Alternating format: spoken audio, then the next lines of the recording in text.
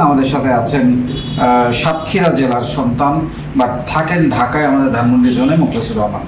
আপনার গল্পটা একটু শুনতে চাই। আপনি 15,000 টাকা দিয়ে ব্যবসা শুরু করেছেন, এখন আপনার প্রায় মাসে 7 লাখ টাকা সেল করেন। কি সেই গল্প একটু শুনতে চাই পেছন থেকে।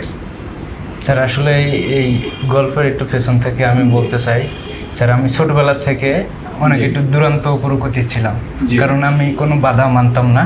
এবং স্যার আমি যখন যা ইচ্ছা আমার তোর বন্দির মধ্যে ভালো লাগতো না স্যার। ওকে, এ কারণে পড়াশুনো মনোযোগ বসতো না, আমি খেলাধুলার উপরে বেশি থাকতাম আসলে এই ছোটোবেলা থেকে।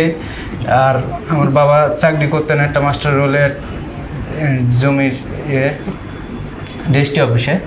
এখন সে আমাদের প্রতি অতটা আর কি খেয়াল করতো না কিংবা সময় পাতো না। তার মানে সে অফিসে যেত 9টায় আবার রাত 10টায়, এর মধ্যে কিন্তু আমাদের টেক কেয়ার করার মতো কোনো ইয়ে ছিল না। আর আমি যৌথ ফ্যামিলিতে থাকার কারণে আমার চাচা আসলে এগুলো টেকভাল করতো, কিন্তু সে চাইতো যে আমরা একটা গণ্ডির মধ্যে থাকি।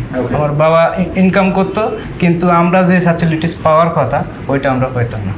এখন মন থেকে তখন আর কোনো কিছু ভালো লাগতো না, পড়াশোনা ভালো লাগতো না, খেলাই ভালো লাগতো। এরপরে স্যার আমি প্রাইমারি গণ্ডি পার হয়, হাই স্কুলে ভর্তি হয়ে আমার দুলাভাইয়ের মাধ্যমে আমি চলে যাই। তার মানে আমার যখন বাড়ি ভালো লাগতেছে না, আমি চাচ্ছি একটা স্বাধীন কোনো জায়গায়। আমার দুলাভাই অফার করলো যে তুমি চলো আমার ওখানে পড়াশুনো করবো।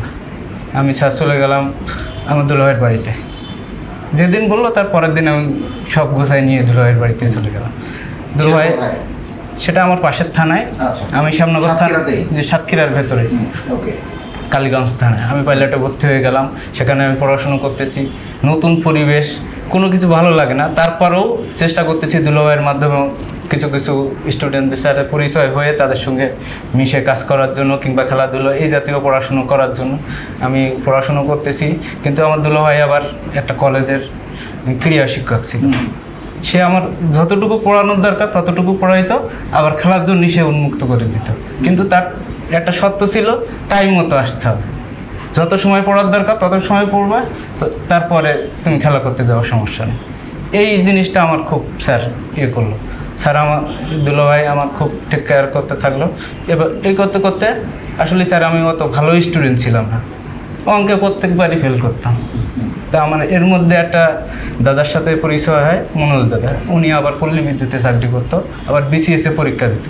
সে দেখতাম সে আমাদের দুলাভাইয়ের বাড়িতে ভাড়া থাকতো। তো সে এই অবস্থা শুনে সে আমার একটু বললো যে তুমি আমার সাথে আসো, যে এই অঙ্কগুলো আমি তোমার সলভ করে দিতে পারবো। আমি মনের আনন্দে তার কাছে গেছি। আমি টেস্টে পাস করছি, এসএসসি ভালোভাবে পাস করে গেছি মোটামুটি। যেটা আমার কথা ছিল না স্যার, আমার এসএসসি গণ্ডি পার হওয়ার। প্রথম গণ্ডি পার হইলাম, দুলাভাই আমার নিয়ে আসলো, আমি একটা স্বাধীন জীবন পাইলাম। এরপরে ওনার মাধ্যমে আমি এসএসসিটাও পাস করে গেলাম। তখন মনে করতাম যে স্যার আমি টেনে যেন এসএসসিটা কোনো রকম পাস করলেই হবে। এখন আমি এসএসসি পাস করলাম। এবার দুলাভাই ডিসিশন দিল যে তুমি ভর্তি হবা ডিপ্লোমাতে। তখন আমার চিন্তা আসলো, হ্যাঁ ডিপ্লোমা তো আমি অনেক জায়গায় শুনলাম যে ডিপ্লোমাতে ভর্তি হইলে পরবর্তীতে চাকরি করা যাবে, যে অল্প সময় 4 বছর পরেই আমি একটা চাকরি করতে পারবো মোটামুটি। আমি ডিপ্লোমায় ভর্তি হয়ে গেলাম সাতক্ষীরা পলিটেকনিক্যালে।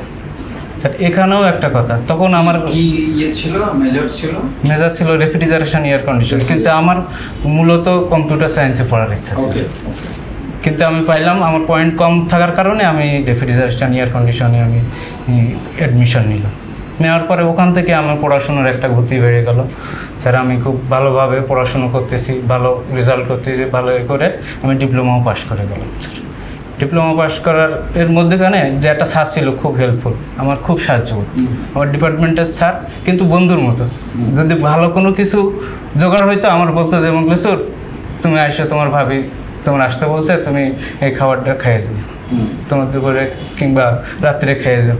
তা আমিও সরল মনে তাদের সঙ্গে যে একটা আমার স্যার ডাকতেছে, আমি যাই তার কাছে সেই খাবার খাইতাম। তারপরে কোনো যদি আমার পড়াশুনোর বিষয় জানা থাকতো আমি সেটা আমি স্যারের কাছ থেকে সলভ করে নিতাম।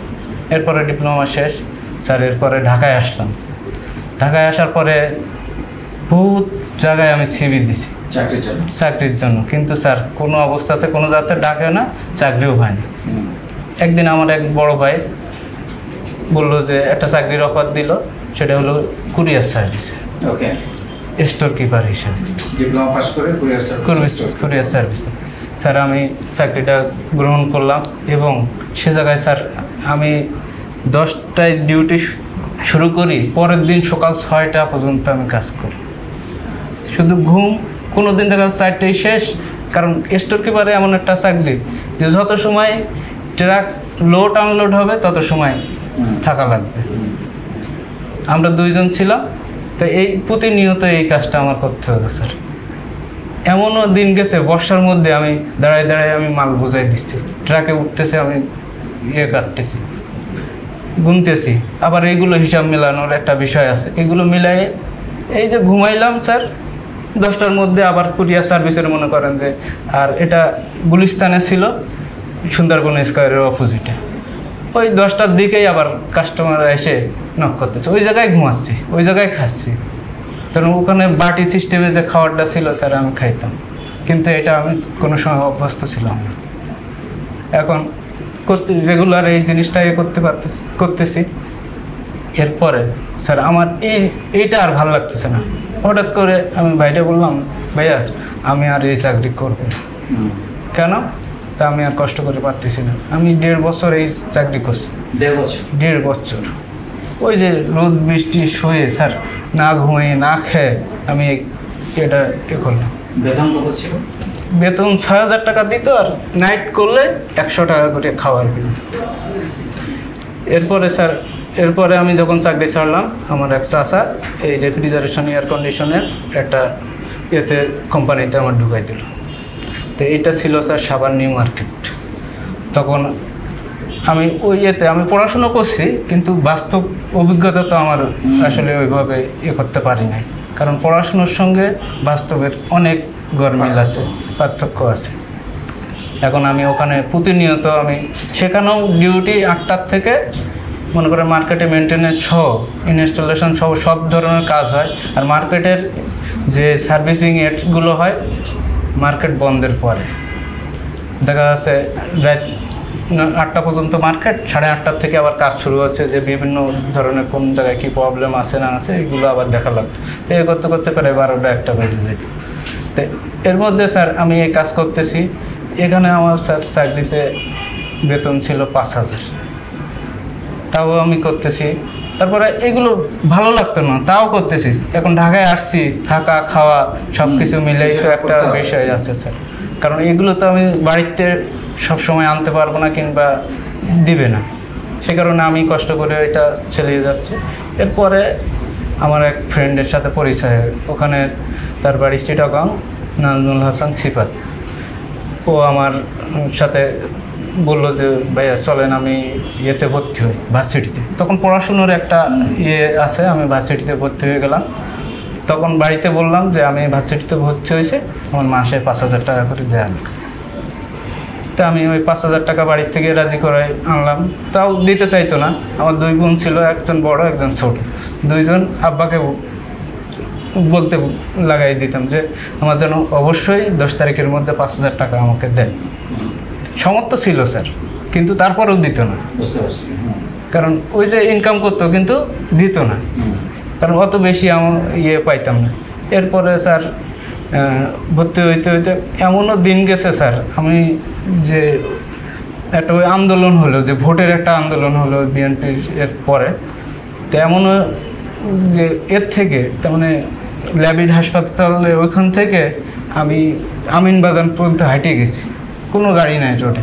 আমরা 2 জন হাঁটতে ওইখানে গেছি। এরপরে ট্রাকে উঠছি, মনে করেন যে ট্রাকগুলো ইট বয়, এই ট্রাকে উঠে আমরা সাভার পর্যন্ত গেছি। এমন দিন গেছে যে বাসের ছাদে উঠে ওই পড়াশুনো করতে যেয়ে ওখান থেকে ওখানে গেছি। এরপরে হঠাৎ করে শুনলাম যে ও প্রজেক্টের মেয়াদ শেষ হয়ে গেছে, ওখানে আমার চাকরি নেই। এখন কি করব স্যার? এরপরে আমি বাড়িতে আবার বললাম যে আমার একটু টাকা পয়সা বাড়াই দিয়ে আমি একটু, প্রায় 1.5 বছরের মতো স্যার আমি আমার বেকার হয়ে গেলাম। আর এই যে আমার ফ্রেন্ড চাকরি করতেছে ওখানে, আর এর মাধ্যমে আসলে আমার ব্যবসার হাতে খড়ি। ও বললো যে ভাই একটা ইয়ে আছে যে আমার ভাই এরকম বাড়ি থেকে ইলেকট্রনিক জিনিস, ল্যাপটপ, কম্পিউটার, তারপরে কসমেটিক এগুলো নিয়ে আসে, তো এইগুলো আপনি সেল করবেন, আপনাকে 8,000 টাকা করে দেবেন। তা আমি তখন ভার্সিটির শেষ পর্যায়ে, কোন ভার্সিটিতে?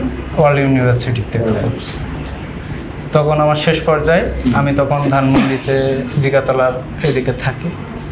তা আমি এক কথায় রাজি হয়ে গেলাম স্যার। রাজি হওয়ার পরে উনি যে লাকেশ দিয়ে মোবাইল, ল্যাপটপ, তারপরে কসমেটিক এইগুলো আনতো, তো এইগুলো আমি পেটি করে নিয়ে বিভিন্ন মার্কেটে যারা যারা নেয় পাইকারি সেল করে আসতাম। বসুন্ধরায়, তারপরে মাল্টিপ্লান সেন্টার, যেখানে বিক্রি হয় আমি এগুলো নিয়ে ব্যাগে করে নিয়ে তাদের কাছে সেল করে আমি টাকা নিয়ে। কি গ্যালারি সেল হতো না পাইকারি সেল? না, মানে অ্যাপ্রোচটা কি ছিল? আপনি কি গেলেই ওরা সেলটা হয়ে যেত, নাকি 10 জন 100 জনকে বললে? না, দেখা যাচ্ছে পাইকারি অনেক ইয়ে ছিল, তাদেরকে বলতাম, প্রথম অবস্থায় নিতে চাইতো না, যে না নেওয়া যাবে না, এটা চোরাই কিনা কিংবা অন্য কোনো ইয়ে কিনা, কারণ অনেক ইয়ে আছে তো, ফ্রড আছে, যে এইভাবে তো ইয়ে করে স্যার, কনভিন্স করতে হতো। অনেক কনভিন্স করে তারপরে দেখা যাচ্ছে কেউ নিত, কেউ বলতো যে আপনি চলে যান, আপনার কাছ থেকে নেবো না। যখন আমি প্রতিনিয়ত যাচ্ছি স্যার, তাদের কাছে একটা সম্পর্ক হয়ে গেল। দেখা যাচ্ছে আমি তখন থেকে টুকটাক, এটা কিন্তু আমার ব্যবসা না, তাদের ব্যবসা, যে সম্পর্কটা বিল্ড আপ হলো। এরপরে নিউ মার্কেট, তারপর মাল্টিপ্লান, বসুন্ধরা সিটি, এই কয়টা মার্কেটে আমি ঘুরে ঘুরে স্যার এইগুলো সেল করছি, মোবাইল সেল করছি।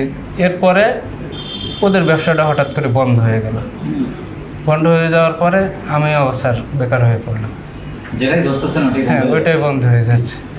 এরপরে আমি কি করলাম, ওই যে আমি এই ইয়েতে 8,000 টাকা স্যার ইয়ে পাইতাম, এর থেকে কিছু টাকা স্যার আমার কাছে ছিল 15,000 টাকা, এই 15,000 টাকা। এবার কি করলাম, আমার যে ওই ইয়ের যে আমার ফ্রেন্ডের ভাই আমাকে আবার খুব ভালোবাসতো স্যার, উনি থাকতো দুবাই। তা আমি বললাম ওরা তো ব্যবসা বন্ধ হয়ে গেছে, ওদের কোনো ইয়ে নাই। তা আমি বললাম ভাইয়া আমার একটা ইয়ে ঠিক করে দেন, কেউ যেন টুকটাক ল্যাপটপ পাঠায় কিংবা মোবাইল পাঠায়, এমন কাউকে আমার একটু যোগাযোগ করতে।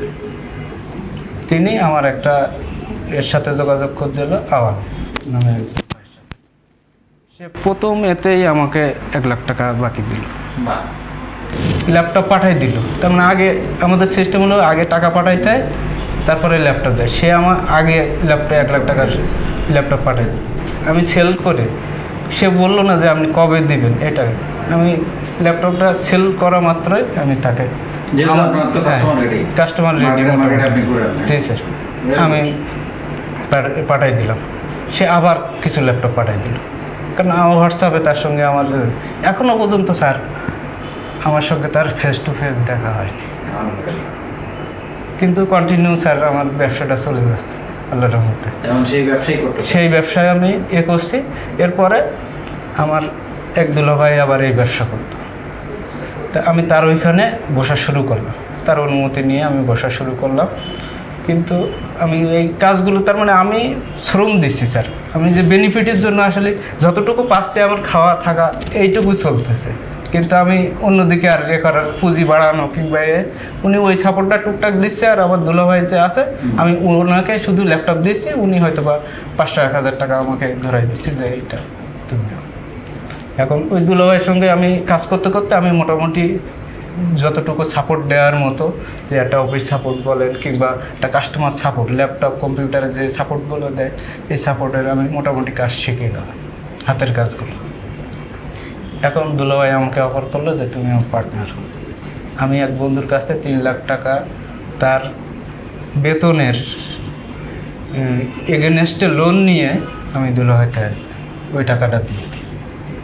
উনিও এই ব্যবসার মধ্যে ইনভেস্ট করে, কিন্তু একটা টাইম স্যার, এটা যে ল্যাপটপগুলো আসে সেল হয়, এন্ট্রি করা যে কোনো কারণে এটা কিছু ভুল হয়, হওয়ার কারণে স্যার ওখান থেকে আমার লক্ষাধিক টাকা আবার লস হয়ে যায়। 1 লক্ষ টাকার উপরে লস হয়ে যায়। যাওয়ার পরে আমি কি করলাম, করোনার আগে এটা, তখন আমি কি করলাম যে আমি দুলাভাইয়ের সঙ্গে বললাম যে দুলাভাই আমি আর পার্টনারে থাকতে চাই না, আমি তখন আবার ব্যাক করলাম যে আমি নিজেই করব। তখন স্যার আপনার একটা ভিডিও আমার সামনে আসে, কারণ আমি ব্যবসা করতেছি ঠিক, কিন্তু ব্যবসার যে প্রাণটা আসলে আমি খুঁজে পাচ্ছি না, যে আমি কোনো মেন্টর কিংবা এইটা আমি খুঁজে পাচ্ছি না।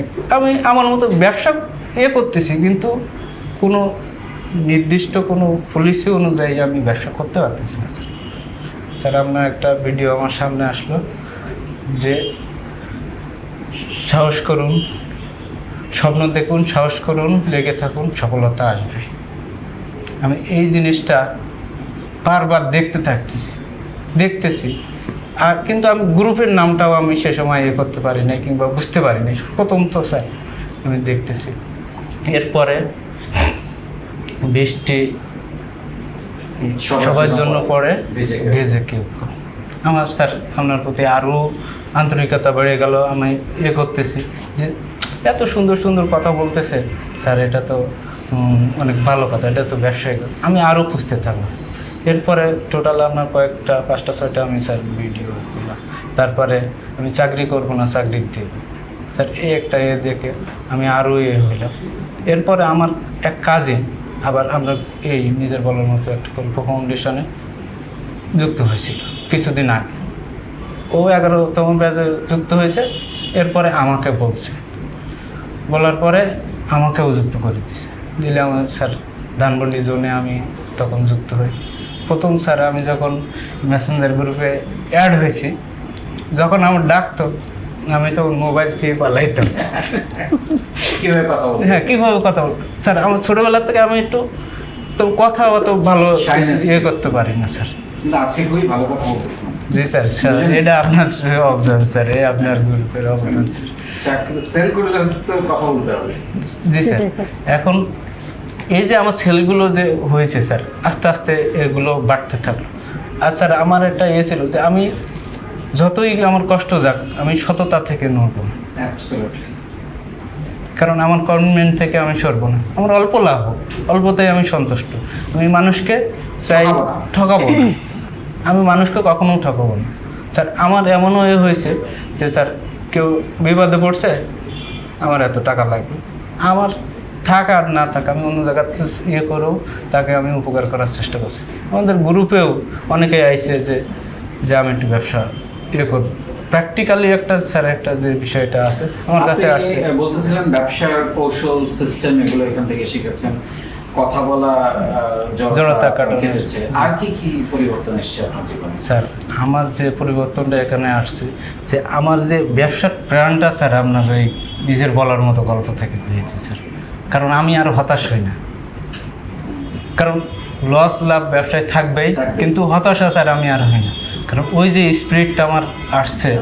আর স্যার আমার স্যার আমার এভারেজ সেল 7 থেকে 8 লাখ টাকা, এর বেশি হয় কম হয় এরকম এভারেজ সেলটা আমি স্যার ল্যাপটপ সার্ভিস দুবাই থেকে আনি ওইগুলো স্যার। আর স্যার আমি এর সাথে আমি ইলেকট্রনিক সার্ভিসটাও চালু করতে চাচ্ছি ইনশাআল্লাহ, যদি আল্লাহ করে। আপনার যে কোর, ওই যে রেফ্রিজারেটর, এটা নিয়ে একটু ভাবেন আপনি, কারণ এই যে লেখাপড়াটা তো আর ইয়েতে যাওয়ার কথা না।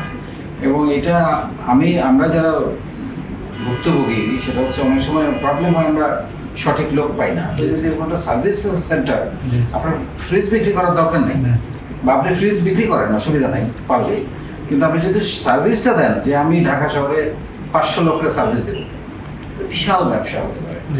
কোথায় দেখতে চান এই ল্যাপটপ ব্যবসা বা আরো অন্যান্য যেগুলো? স্যার আমার স্বপ্ন হলো স্যার এই ব্যবসাকে আমি একটা পর্যায়ে নিয়ে আস্তে আস্তে আরও ব্যবসা শুরু করে। আপনি যেটা বলছেন স্যার ওটাও আমার মাথায় আছে, ইনশাল্লাহ আমি করব। তারপরে ইলেকট্রনিক সার্ভিস, কারণ আমরা সার্ভিস জগতে আসলে অনেক ঘাটতি আছে, যেন সততার সাথে যে সার্ভিসটা স্যার আমি যেন এটা প্রোভাইড করতে পারি। সার্ভিস বলেন, তারপর হচ্ছে ফ্রিজ সার্ভিস, ফ্রিজের সার্ভিস বলেন, ফ্যান তো এখন কম চলে, তারপরে টয়লেট সার্ভিস, অনেক রকমের প্রবলেম হয়ে যায়। এগুলোর জন্য প্রপার লোক খুঁজে পাওয়া যায়। হ্যাঁ, এবং এসি তো যেটা হয় দুজন মিস্ত্রি থাকলে যে প্রবলেম, দুইটা প্রবলেম মানে অ্যাকুরেট জিনিসটা। তো এগুলোতে কিন্তু যদি সত্যিকারে আপনি ভালো করতে চান, লেখাপড়া করতে চান, এগুলো নিয়ে প্রপার সার্ভিসটা দিতে চান, মানে সুনাম, আমরা তো অনেক সময় অনেক লোকের পার্সোনালি ডাকি যে ভাই তুমি আসো, কারণ কাজটা ভালো। সো এগুলো নিয়ে ভাবতে পারেন, আমার মনে হয় দারুণ হবে আর কি। অনেক ধন্যবাদ দুজনকে এসে আপনাদের গল্প, অনেক লম্বা গল্প হচ্ছিল, ভালো লাগছিল, আমি খুব মনোযোগ দিয়ে শুনতেছিলাম। ভালো থাকবেন।